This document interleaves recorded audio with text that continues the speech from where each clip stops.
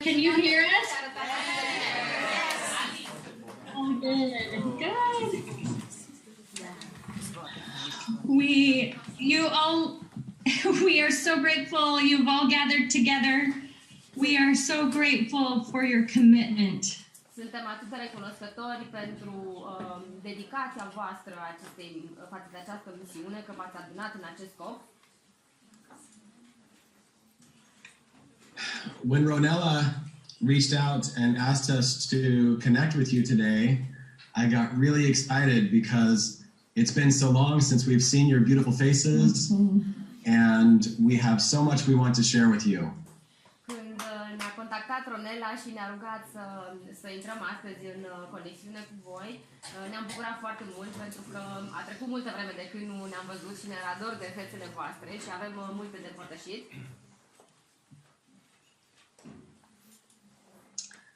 So first we want to honor Ronella and thank her for her leadership, for her vision, and being such a pioneer in her market. În primul rând dorim să îi mulțumim și să o felicităm pe Ronella, îi mulțumim pentru exemplul ei de leadership și că a fost un pionier în România. And then there are so many other beautiful leaders. You know who you are. You are leading with heart and being what we need to be there in Romania to bring the doTERRA culture.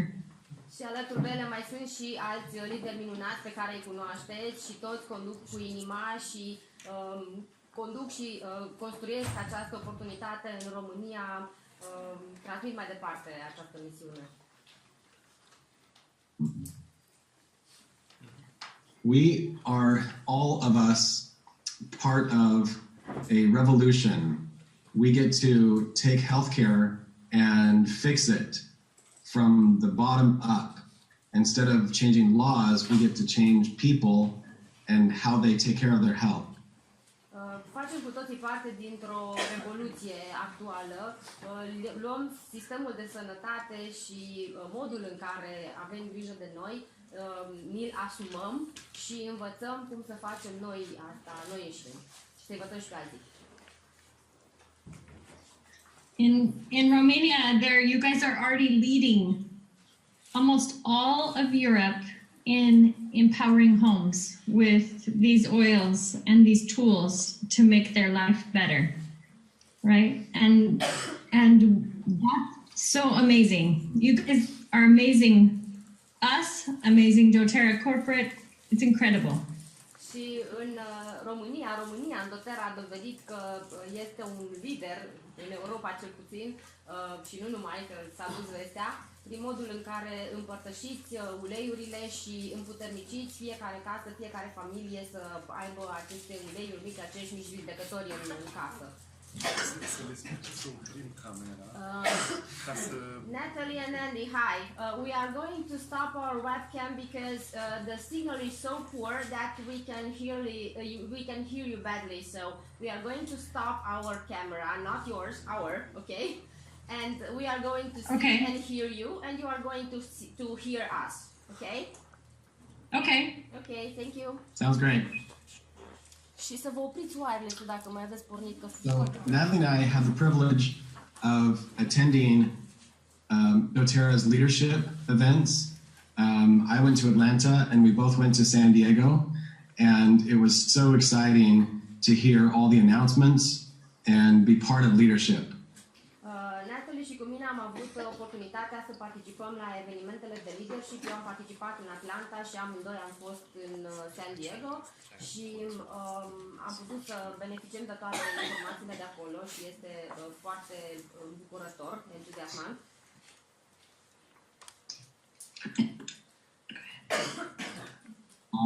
doTERRA made some very exciting announcements about how we are moving boldly into the healthcare space. So we already have 3 clinics that are operating. They announced 30. Wow. More. Acolo doTERRA a făcut niște anunțuri extraordinare și chiar îndrăznețe. deja se mișcă cu putere în sistemul de sănătate, deja au 3 clinici deschise care se lucrează doar cu astfel de soluții de susținere a sănătății și urmează să deschidă încă 30.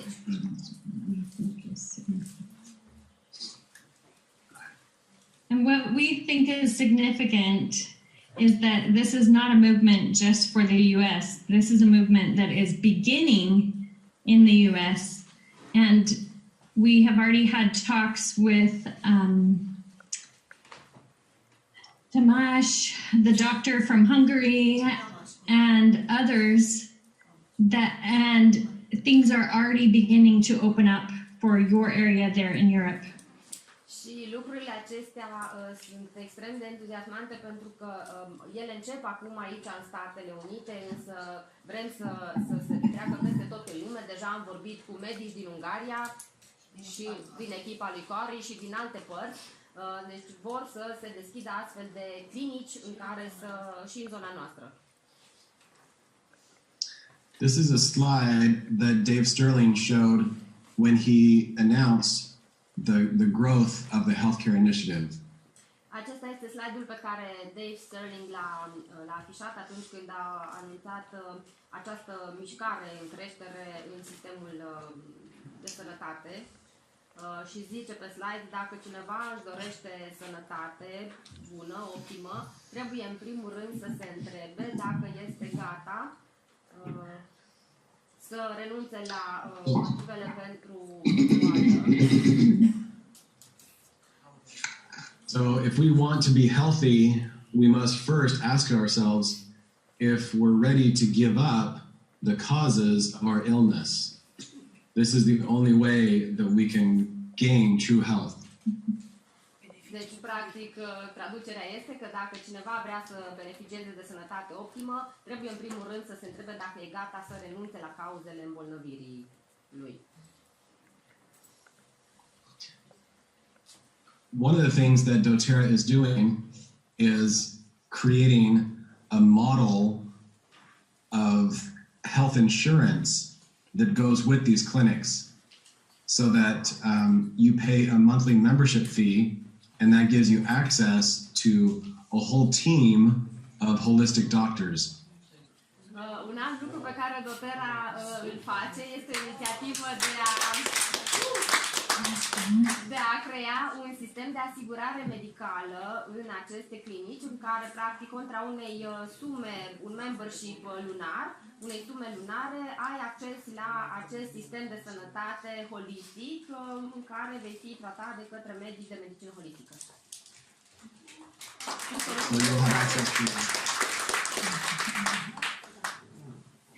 You would get access to chiropractors, naturopaths, as well as medical doctors who are trained in holistic modalities like these.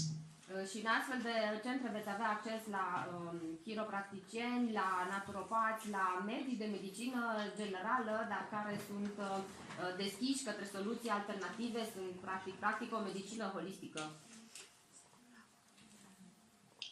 So this is a video of Dave Sterling announcing the 30 locations in the US and Canada in the 3 different phases as we grow into clinics across the world. Acesta este un video în care Dave Sterling anunță cele 30 de locații din Statele Unite și Canada în care se vor deschide aceste centre în 3 faze diferite și apoi ne vom muta și spre Europa. So the thing that I'm excited about is having a doctor who doesn't just work with me when I'm sick, but helps me when I'm healthy to stay healthy. And so, well, ceea ce mă entuziasmează cel mai tare este să am un medic care nu este alături de mine doar atunci când sunt bolnav și mă ajută să mă vindec, ci e mereu alături de mine ajutându-mă să rămân sănătos. Deci prevenție, cu alte cuvinte. So the thing that we'll be offering is better health at a lower cost. Ceea ce se va oferi va fi o sănătate mai bună la un cost mai mic. Asta face prevenția. We'll be treating the whole person and not just one disease. Vom trata persoana întreagă, nu doar boala. Deci va fi o abordare holistică. And in America, the healthcare system is broken, and so we need this as much as anyone on the planet, but this model works anywhere in the world. În Statele Unite, sistemul de sănătate merge cam peste tot, e așa, medicina alopată. Ia omul pe bucăți, persoana pe bucăți și nu este un sistem care se poate fi nici sustenabil din punct de vedere al sănătății, al obținerii sănătății, nici benefic și de aceea acum se merge pe această direcție de abordare holistică. So I'm curious to hear, is this a model that you think would work in Romania?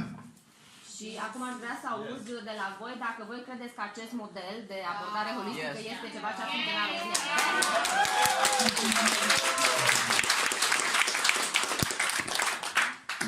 We think so too. And we've been meeting so Dr. Hill is still our head of all medical things at doTERRA, but he's brought on a partner named Dr. Osgathorpe, who is incredible. Și de asemenea, pe lângă Dr. Hill, care face parte dintre fondatorii doTERRA și este advisorul din punct de vedere medical în doTERRA, a intrat în colaborare cu un alt medic, nu i-am reținut numele, așa. So Dr. Osgathorpe is very experienced in heading up hospitals. In fact, he helped head up the largest hospital in Utah for many, many years in the whole West. Acest medic, Dr. Osgathorpe, cu care a intrat în colaborare Dr. Hill, are experiență foarte mare în a conduce spitale, a manageria spitale și pe partea de vest a Statelor Unite, în Utah, el este cel care a făcut asta de mulți ani de zile. His specialty is in infectious disease, and so he's very familiar with research and how to lead clinics, hospitals, and research as well. El este specializat ca medic în boli infecțioase și are la activ foarte multe studii științifice, este familiarizat cu asta, dar în același timp este familiarizat și cu sistemul de manageriere a unui spital, pentru că cere niște competențe diferite și deosebite. One of the main benefits of having these clinics is we will be able to do our own essential oil research and publish that research. Unul dintre beneficiile ideii de a avea aceste clinici va fi acela că vom putea să facem noi propriile studii științifice pe uleiuri și să le publicăm. Super. So doTERRA will continue to be the leader in not only the science, but also the application of how to use the oils and support healthy living. Așadar, doTERRA va continua să fie lider nu doar în știința din spatele uleiurilor, ci și în modul de aplicare și utilizarea lor pentru a ne susține sănătatea. So, are you as excited as we are? Yes.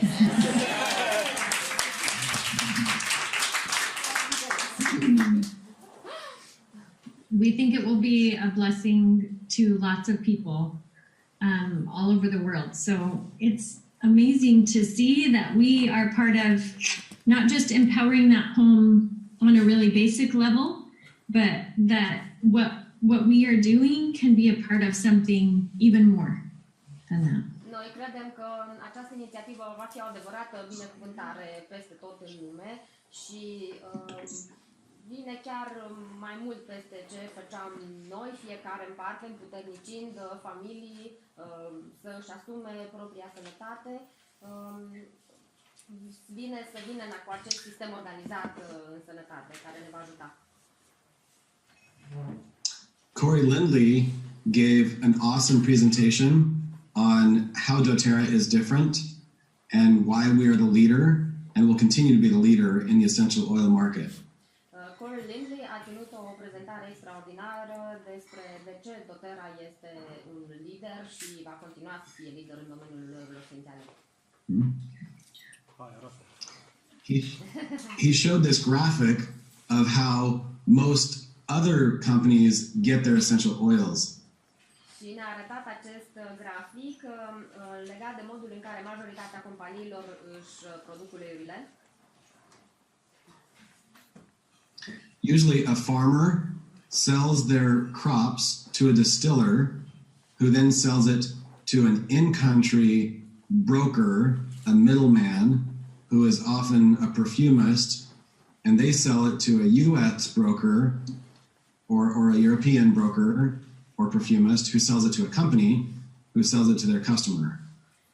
Acesta este lanțul care se petrece în cazul celorlalte companii. De obicei, un fermier vinde materia primă, plantele, către un distilator, care vinde apoi uleiul esențial către un broker sau parfumier din țara respectivă, care apoi le vinde către un alt broker sau parfumier din Statele Unite sau Europa, unde o fi, care apoi le vinde companiei care le îmbuteliază și le vinde către consumator. So this is how oils were sourced when doTERRA came along and asked the question, is there a better way?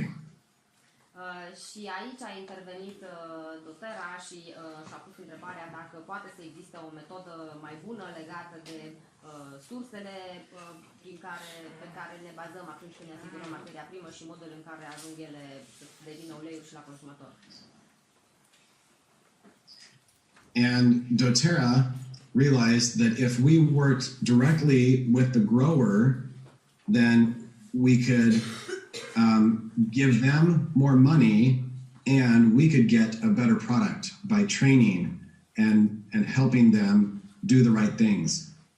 Și doTERRA a realizat că dacă vor colabora direct cu cultivatorii și vor avea aceste parteneriate, vor putea să-i susțină și cu informații, studii în funcție de să-i ajute cum să facă cel mai bine materia primă, da? Să ajungă materia primă în cea mai bună calitate și să fie și extraordinar de bine plătiți.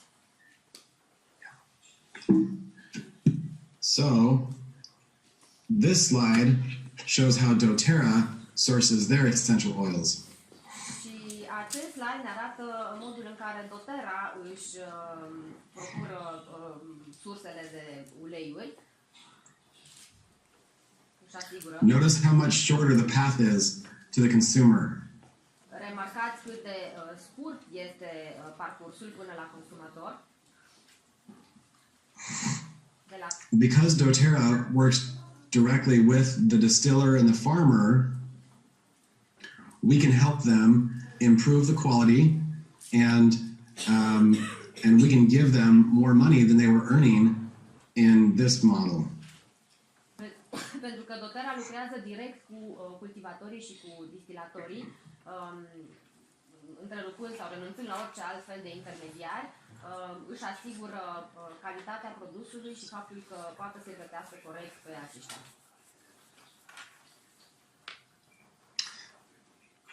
Natalie and I have had the privilege of visiting the places where we distill and where we grow the oils in several countries.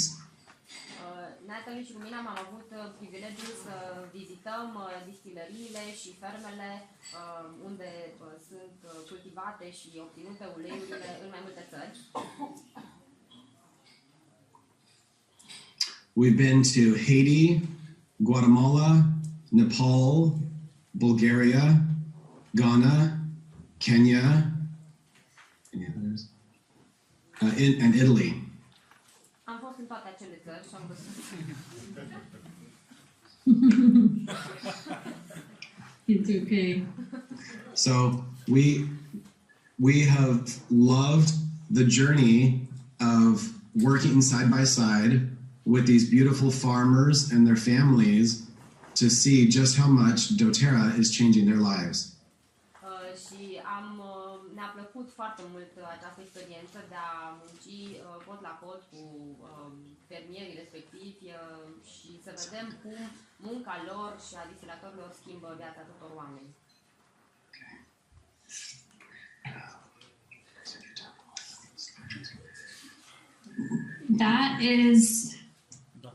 That is part of the wonder of doTERRA, is that they're always looking for, is there a better way? And I think that's why we are all here, because we were searching for a better way too. Asta este o altă parte din modul minunat în care doTERRA face lucrurile, faptul că întotdeauna se întreabă, există o cale mai bună și o caută și o găsește și acesta este unul din motivele pentru care noi suntem cu toți aici. So through this process, we are living better ways, you know. You are living better and people see that and they are drawn to that and they want to find a better way too. Și datorită acestui proces și acestei căi pe care doTERRA o alege, noi trăim o viață mai frumoasă, mai bună din toate punctele de vedere și voi la rândul vostru și oamenii cu care intrați în contact se întreabă și doresc și același lucru. Și puteți să le oferiți asta. And maybe your life is a little bit like ours, that we see a lot of miracles every day and a lot of amazing things that happen with the oils and with the business. Și poate că și în viața voastră, și viața voastră seamănă puțin cu a noastră, prin faptul că vedem în fiecare zi mici miracole care se petrec cu uleiurile, prin faptul că ajutăm pe alții să-și rezolve tot felul de situații. And at the same time, we have hard days where things are not going right, it feels like. And it feels like we're not making progress. Deci să-i ajutăm să-și rezolve tot felul de situații și în același timp și noi suntem bine recompensați, dar pe de altă parte există și zile, chiar și în viața lor, în care lucrurile nu par să meargă la fel de bine, totul pare să meargă mai greu, ca și cum ar sta pe loc.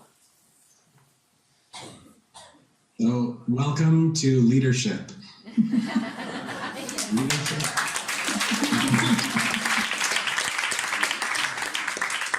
Așa că bine ați venit în lumea leadership-ului. When you choose to lead a movement, you will have hard days. You will have people who call you crazy, and you will have people who directly oppose you and try to slow you down. Atunci când iei această decizie să conduci o mișcare de schimbare, vei avea și astfel de zile în care lumea o să te considere nebun și o să ți se opună pe față. O să te încetinească. So I love this quote that if you're not taking shots, you're not over the target, by John Maxwell. In other words, if you're not getting opposition, then you're not putting yourself out there enough. You're not leading big enough. Și îmi place foarte mult acest citat al lui John Maxwell, tradus de Andy, spunea că dacă nu ți se opune nimeni, înseamnă că nu muncești suficient.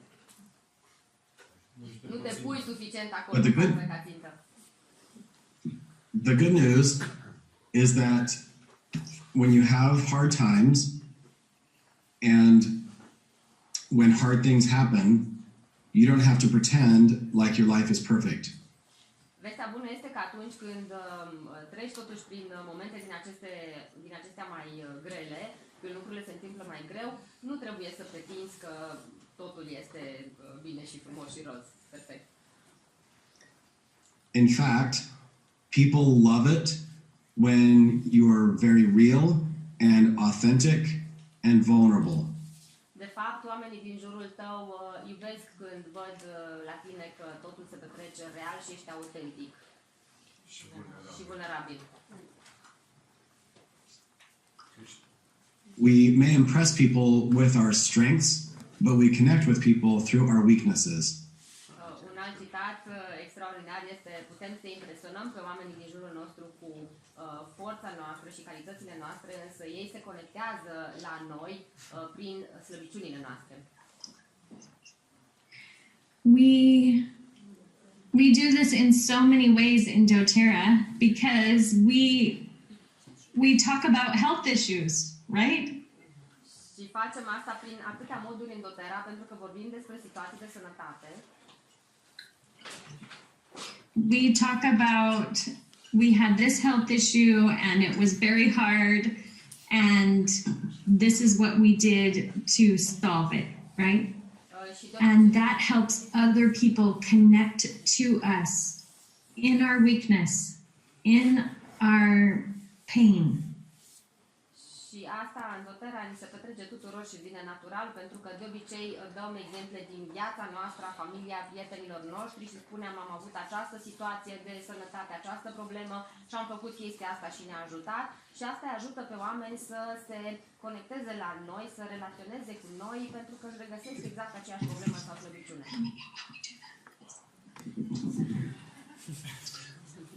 The same thing applies to the way we do our business.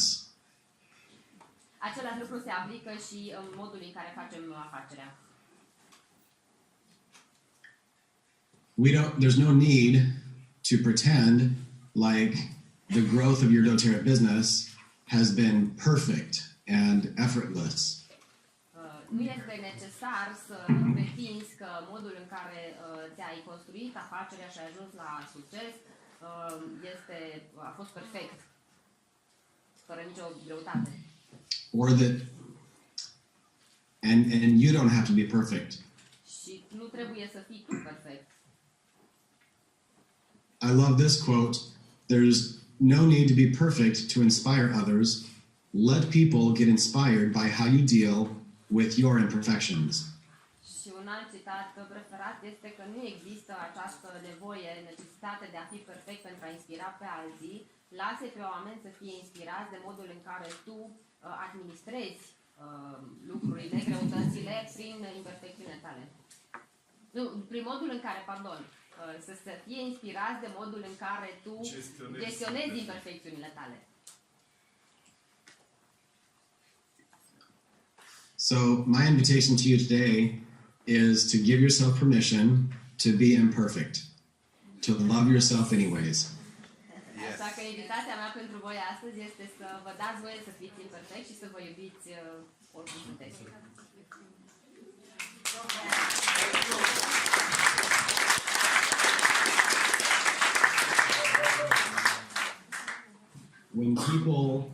When this is a people business and the size of your team will depend on the depth of your connections with people.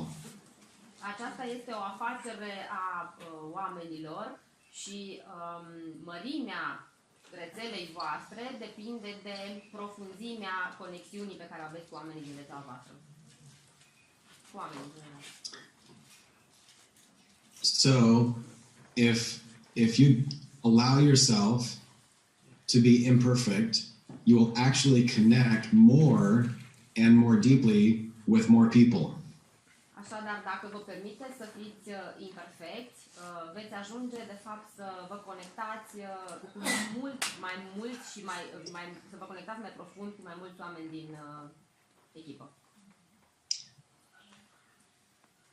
In America, we use a material on some of our cooking pans that's called Teflon. I don't know if you have this in Romania. Teflon? Yes. În America folosim materialul Teflon la vasele de gătit. I like to say that when we try to be perfect and we try to look perfect, then we are like Teflon. There's nothing for people to stick to. Mie îmi place să spun că atunci când încercăm să fim perfecti sau să părem perfect, suntem ca teflonul. Nimeni nu poate să se prindă de nimic, așa ca nimic de teflon, da? Oamenii nu pot să se coreleze cu noi, să se raporteze la nimic. Our imperfections are like little cracks that actually give people something to connect with, to relate to, and to connect to. Imperfecțiunile noastre sunt ca niște mici crăpături în acel teflon care permit oamenilor să se conecteze cu noi, să relaționeze cu noi, să se recunoască în ei acele lucruri, să-și dea seama că și ei pot, dacă noi putem și ei pot. I love this quote about, so when I talk about imperfection, another word for that is vulnerability. It's being willing to show up imperfectly and share that with the world. Când vorbesc despre imperfecțiune, un alt cuvânt pe care eu îl folosesc și cu care îl corelez este vulnerabilitate. Vulnerabilitate de a te prezenta, de a fi capabil să te prezinți așa cum ești, cu imperfecțiunile tale către lume. Și acela este citat. Many of us were taught that if you have courage, if you're strong, then you never feel vulnerable. And so we think that courage and vulnerable are opposites and exclusive. Mulți am fost învățați că dacă suntem curajoși, dacă suntem puternici, atunci nu putem fi și vulnerabili, ca și cum ele s-ar exclude. But the opposite is actually true. In order to get to courage, you have to be vulnerable. Dar, de fapt, opusul acestei afirmații este adevărat, și acela că dacă vrei să ajungi să fii curajos, trebuie să îți permiți să fii vulnerabil. So I am, I again invite you to love yourself with your imperfections and to share those imperfections more openly with your team, with your customers, with the world. Și din nou vă invit să vă acceptați așa cum sunteți cu toate imperfecțiunile voastre și să vă expuneți cu curaj în fața lumii, în fața echipei, a consumatorilor, a celor cu care intrați în contact cu întreaga lume, pentru că asta vă va duce la tot ce a prezentat înainte, la curaj.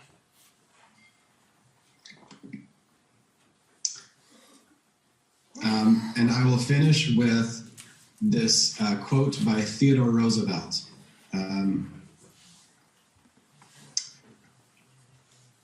Many of you will have people who criticize you on your path. Voi încheia cu acest citat al lui Theodore Roosevelt. Mulți dintre voi veți întâlni oameni care vă vor critica pe calea aleasă. When you choose to be a leader, you choose to have critics. People who criticize you. Atunci când alegi să devii un lider, alegi că vei avea oameni care să te critique. But it is not the critic who counts. Dar nu critica contează. Not the man who points out how the strong man stumbles. Nu omul care scoate în evidență pe acela care se împiedică. Or where the doer of deeds could have done them better. The doer of deeds. The person who leads and does good things could have done them better. Persoana care conduce și face lucruri bune le-ar fi putut face mai bune. The credit belongs to the man who is actually in the arena. Arena is where we go into the world and we share the oils. Some say yes, some say no. We offer the business. Some say yes, some say no. This is the arena. Creditele îi aparțin celui care acționează, care merge în lume, pe arenă, da, și mergem și recrutăm, prezentăm, transmitem mai departe informația, împărtășim. Arena fiind ceea ce am zis mai înainte, lumea. So the person who deserves the credit is not the critic, but the man who is in the arena, whose face is marred by dust and sweat and blood. Deci creditele nu îi aparțin celui care critică, ci celui care este pe arenă, deci iese în lume și face toată munca și acționează și își înfruntă who strives valiantly. In other words, they keep coming back. Even when they feel like they failed or they are criticized, they get back up again. Și care se străduiește și continuă cu curaj, chiar dacă s-a împiedicat, chiar dacă a eșuat, nu renunță, ci continuă. If at best he knows the triumph of high achievement. Cel puțin el cunoaște triumful rezultatului cel. But if he fails, at least he fails while daring greatly. Dar dacă eșuează, cel puțin va eșua în timp ce a încercat. Because the people who never try will never know victory or defeat.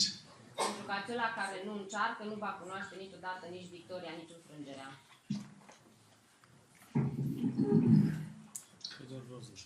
So, our invitation to you is to be brave. Așadar, invitația noastră către voi este să fiți curajoși.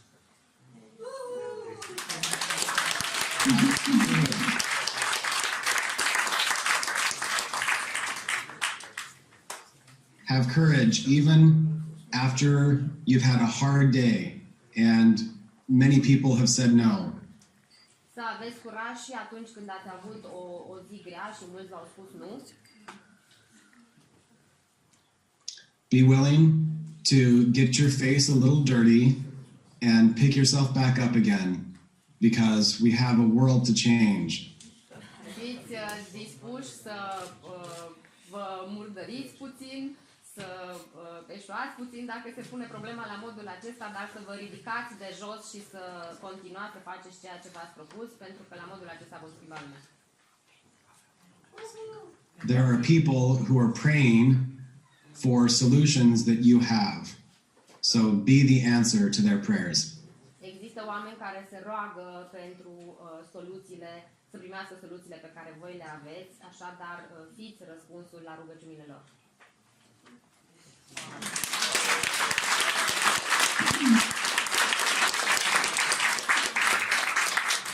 We love you so much. We pray for you and we send all of our love, wrapping you up today. Thank you for who you are. Love you. Love you.